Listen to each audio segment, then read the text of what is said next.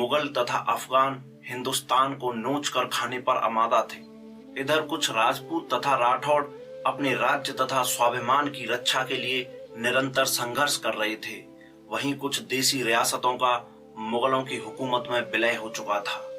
सत्ता के लालच में हर तरफ जंग का माहौल था। मृत शवों से युद्ध के मैदान भरे पड़े थे। हर तरफ खून से लथपथ तलवारों के टकराने का शोर था।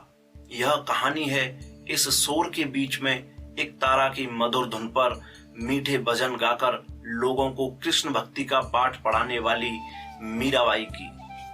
कुछ लोग इन्हें संत मीराबाई कहते हैं तो कुछ लोग इन्हें कृष्ण भक्ति रस की महान कवयित्री के रूप में पहचानते हैं। कुछ लोग इन्हें माता मीराबाई कहते हैं तो कुछ लोग इन्हें कान्हा की दीवानी के रूप में जानते हैं। कभी अपने ही ससुराल में इन्हें कुलनासिनी कहा गया था।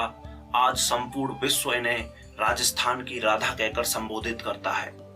लेकिन मीराबाई का परिचय सिर्फ इतना भर नहीं है। मीराबाई की मीराबाई बनने के पीछे गिरधर गोपाल कृष्ण कन्हैया के प्रति हृदय तल में अथाह भक्ति भाव और प्रेम का सागर होने के साथ साथ जीवन पर्यंत चला एक संघर्ष, एक दृढ़ संकल्प और तत्कालीन तथाकथित समाज की रूढ़िवादी सोच के खिलाफ लड़ी गई एक जंग है। यह बात 15वीं शताब्दी की है। राजस्थान के जोधपुर शहर के संस्थापक राव जोधा के पुत्र श्री कृष्ण के परम भक्त राव दूदा का उन दिनों मेड़ता पर शासन हुआ करता था। राव दूदा ने अपने चौथे पुत्र राव रतन सिंह को मेड़ता की सीमा पर स्थित बाजौली के 12 गांव का जागीरदार नियुक्त कर सीमा की सुरक्षा का जिम्मा सौंप दिया। सन 1498 में राव रतन सिंह की रानी वीर कुमारी की कोख से मीरा का जन्म हुआ। मीराबाई का बचपन का नाम पेमल रखा गया था। जन्म के कुछ ही वर्षों बाद मीरा की मां का देहांत हो गया। इधर राव दूदा भी मेड़ता में राजकाज का सारा भार अपने ज्येष्ठ पुत्र बीरम देव को सौंपकर कृष्ण भक्ति में लीन रहा करते थे। राव दूदा ने बिन मां की बच्ची मीरा को मेड़ता बुलवा लिया। यहाँ मीराबाई का सारा समय अपने दादा के साथ कृष्ण भक्ति में ही व्यतीत होता था। कृष्ण भगवान की मूर्ति को नहलाना, भोग लगाना, सुलाना, दूदा जी के साथ सत्संगों में जाना, यही मीराबाई की दिनचर्या थी। मेड़ता में एक दिन किसी नगरवासी के यहाँ बारात आई हुई थी। बारात को देखकर छोटी मीरा के मन में बाल जिज्ञासा जागृत हुई। मीरा ने राव दूदा जी से बारात की तरफ इशारा करते हुए पूछा कि ये लोग कहाँ जा रहे हैं, ये लोग कौन हैं? तो दूदा जी ने उत्तर दिया कि किसी नगरवासी की पुत्री का विवाह है, उसकी बारात जा रही है। इसके बाद में मीरा ने एक और सवाल पूछा कि यह जो घोड़े पर बैठा है वह कौन है? दूदा जी ने उत्तर दिया कि जिस पुत्री का विवाह है यह उसका बींद है, उसका पति है। इस पर मीरा ने पूछा कि यह पति क्या होता है? तो दूदा जी ने कहा कि पति का अर्थ होता है स्वामी, जो हमारी रक्षा करता है, जो हमारी सभी जरूरतों को पूरा करता है। इस पर मीराबाई ने एक और सवाल पूछा कि दादाजी तो मेरा बींद कौन होगा? राव दूदा ने बाल जिज्ञासा को शांत करने के उद्देश्य से कृष्ण भगवान की मूर्ति की तरफ इशारा करते हुए कहा कि ये है ना, तेरे कान्हा जी ही तेरे बींद हैं। उसी दिन से उस बच्ची ने कान्हा जी को अपने पति के रूप में स्वीकार कर लिया। मीराबाई की भक्ति को देखते हुए दूदा जी ने मेड़ता में 4 भुजानाथ जी के मंदिर का निर्माण करवाया, जहां मीराबाई अपने कृष्ण की भक्ति में लीन रहा करती थी। सन 1515 में राव दूदा जी का देहांत हो गया। मीराबाई इस समय तक विवाह योग्य हो चली थी। जब भी घर में मीराबाई के विवाह की बात चलती तो मीराबाई कहती, मेरा विवाह तो मेरे कान्हा से पहले ही हो चुका है, मैं दूसरा विवाह नहीं करूंगी। लेकिन दूदा जी के बाद मीराबाई के इस तर्क को कोई समझना नहीं चाहता था। सन 1516 में 18 वर्ष की आयु में मीराबाई का विवाह उस समय के हिंदुस्तान के सबसे बड़े राज्य मेवाड़ के शासक राणा सांगा के ज्येष्ठ पुत्र कुंवर भोजराज के साथ संपन्न हुआ।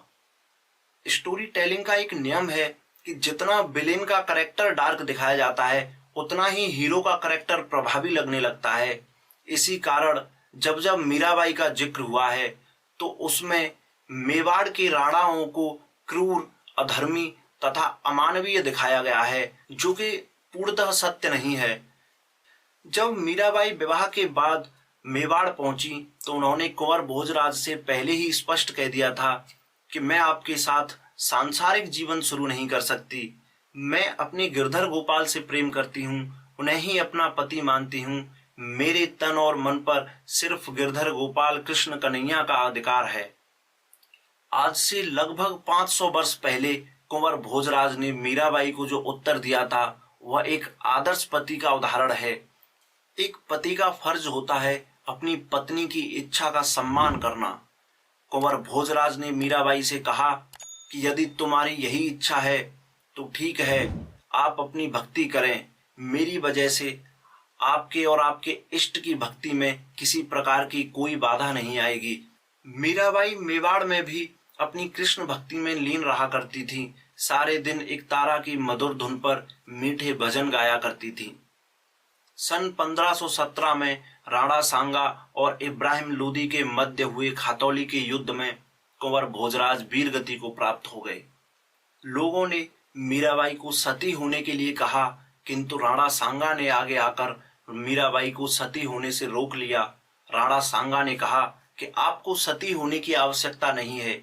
आपने कृष्ण भगवान को अपना पति माना है तो पहले की भांति आप अपनी कृष्ण भक्ति करें। आपको सती होने की कोई आवश्यकता नहीं है। धीरे धीरे मीराबाई की भक्ति तथा मधुर भजनों की चर्चा दूर दूर तक फैल गई। दूर दूर से साधु संत मीराबाई के दर्शन करने तथा उनके भजन सुनने आया करते थे। सन 1527 में खानवा के युद्ध में मीराबाई के पिता तथा कुछ समय बाद राणा सांगा की भी मृत्यु हो गई। राणा सांगा की मृत्यु के बाद कुंवर भोजराज के अनुज राणा रतन सिंह मेवाड़ की गद्दी पर बैठे। राणा रतन सिंह के समय में भी मीराबाई को किसी प्रकार का कोई कष्ट नहीं हुआ, किंतु सन 1531 में बूंदी के खिलाफ लड़ते हुए राणा रतन सिंह भी वीरगति को प्राप्त हो गए। इसके बाद मेवाड़ की गद्दी पर राणा विक्रमादित्य सिंह विराजमान हुए। राणा विक्रमादित्य को मीराबाई की कृष्ण भक्ति से कोई परहेज नहीं था, किंतु राजघराने की बींदड़ी का संतों की संगत करना, आम जनता तथा साधुओं के बीच में नृत्य करना उन्हें पसंद नहीं था। इसी कारण विक्रमादित्य निरंतर मीराबाई को रोकने का प्रयास करते रहते थे। उसी समय मेवाड़ में संत रैदास आए हुए थे। मीराबाई संत रैदास को अपना गुरु मानती थी तथा उनका सत्संग सुनने जाया करती थी। राणा विक्रमादित्य ने मीराबाई के बाहर जाने पर प्रतिबंध लगा दिया, लेकिन मीराबाई ने समाज क्या कहेगा के डर से लगाए गए इन सभी प्रतिबंधों को तोड़कर सत्संग में जाना जारी रखा।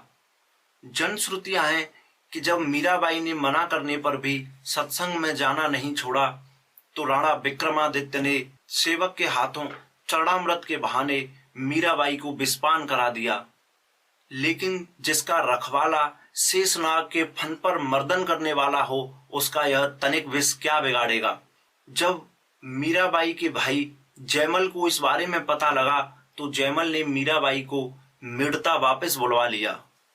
मीराबाई कुछ समय तक मेड़ता में रही, फिर यहाँ से वह तीर्थ यात्रा पर निकल गईं। कुछ समय मीराबाई ने कान्हा के धाम मथुरा तथा वृंदावन में बिताया। इसके बाद में मीराबाई द्वारका चली गई। मीराबाई ने यहाँ से अपने सहयात्रियों को वापस भेज दिया, कहा कि मैं कुछ दिन द्वारका में ही रहना चाहती हूँ।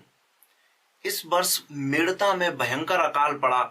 जयमल ने ब्राह्मणों को बुलाकर अकाल का कारण पूछा तो ब्राह्मणों ने कहा कि मीराबाई जैसी अपूर्व भक्त का मेड़ता से चले जाना ही इस अकाल का कारण है। अगर इस अकाल से मुक्ति पानी है तो मीराबाई को वापस मेड़ता में लाना होगा। जयमल ने 5 पंडितों को मीराबाई को वापस मेड़ता लाने के लिए द्वारका भेजा। पंडितों ने द्वारका पहुंचकर पूछताछ की तो पता चला कि मीराबाई डाकोर में स्थित रणछोड़ दास जी के मंदिर में रहती हैं। पंडितों ने वहां पहुंचकर मीराबाई से मेड़ता वापस चलने के लिए कहा, किंतु मीराबाई ने यह कहकर मना कर दिया कि अंत समय निकट है, अब मैं अपने गिरधर गोपाल के सानिध्य में ही रहना चाहती हूँ। इस पर पंडितों ने कहा कि यदि आप हमारे साथ नहीं चली तो जयमल हमें मार देगा। इससे अच्छा है कि या तो आप हमारे साथ चलें या हम बिना अन्न जल ग्रहण करे यहीं प्राण त्याग देंगे। मीराबाई ना तो वापस जाना चाहती थी, ना ही ब्रह्म हत्या का कारण बनना चाहती थी। मीराबाई ने कहा कि ठीक है, यदि आपकी ऐसी ही इच्छा है तो मैं कान्हा जी के दर्शन करके फिर आपके साथ चलती हूँ। इतना कहकर माता मीराबाई कृष्ण भगवान के मंदिर में चली गईं तथा अंदर से पट बंद कर लिए। ब्राह्मण बाहर बैठे प्रतीक्षा कर रहे थे। जब काफी देर तक मीराबाई बाहर नहीं निकली तो ब्राह्मणों ने अंदर झांक कर देखा, वहां कोई नहीं था। ब्राह्मणों को मीराबाई की साड़ी का पल्लू कृष्ण भगवान की मूर्ति के अंदर खिसकता हुआ नजर आया। आजीवन कृष्ण भक्ति में लीन रहने वाली मीरा अंत में कृष्ण में ही विलीन हो गई। यह थी मां मीराबाई की कहानी।